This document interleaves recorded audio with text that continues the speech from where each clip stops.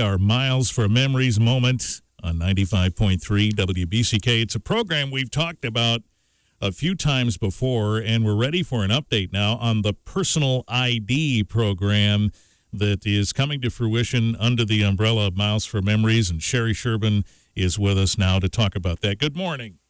Well, good morning, Richard. Thanks for having me. Well, thank you. What is personal ID, by the way?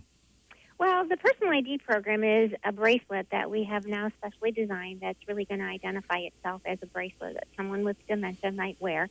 So it will look much like a bracelet that others would wear, such as a Fitbit or something that manages their activity and exercise. All right. And what's the benefit of this? Well, the bracelet does a couple of different things for the individual. First and foremost, it measures the amount of movement and activity that they do in a day. So we want to make sure that our individual is up, that they are moving, and it sort of tracks the amount of movement that you do.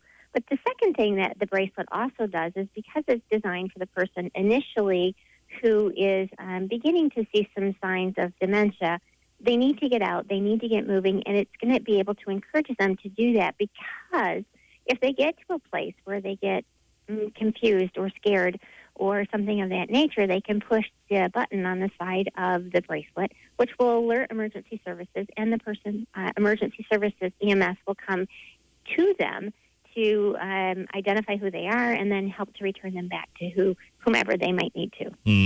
This is tremendous because obviously this would have been a link that would be well needed in some situations.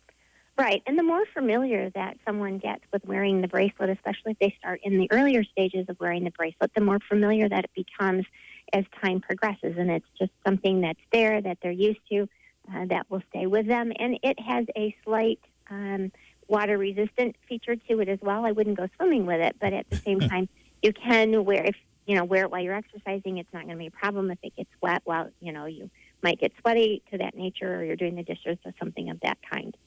All right, a tremendous advance there, and this is going to turn out to be a pilot, a seed program in one place this summer, right?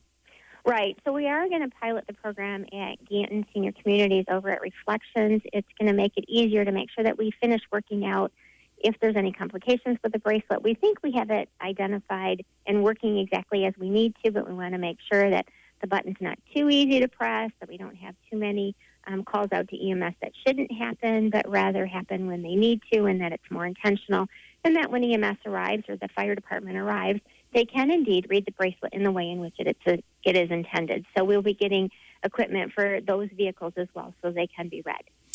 All right, a tremendous thing, and we'll look forward to hearing updates about that. Sherry, we should mention, is actually calling us. She's interrupted the class she teaches to call us and do this right now. Are all your students watching intently? Oh, very much so. They think this is a lot of fun. Do they know they have a radio and TV star as a teacher? Well, I don't know if I'd call it that, but we certainly have a great time in this class for sure. Well, good. Thank you, and thank them for allowing the interruption.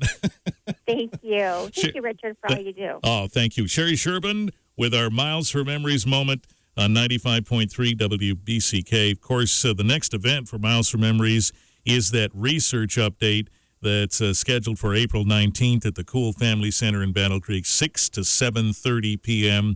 Main event, of course, September 16th in downtown Battle Creek. For more information, just type Miles for Memories in that little search box at the top of Facebook, and you'll see their page. Click the like. You'll get regular updates in your news feed, or you can just call them up, 979-1412.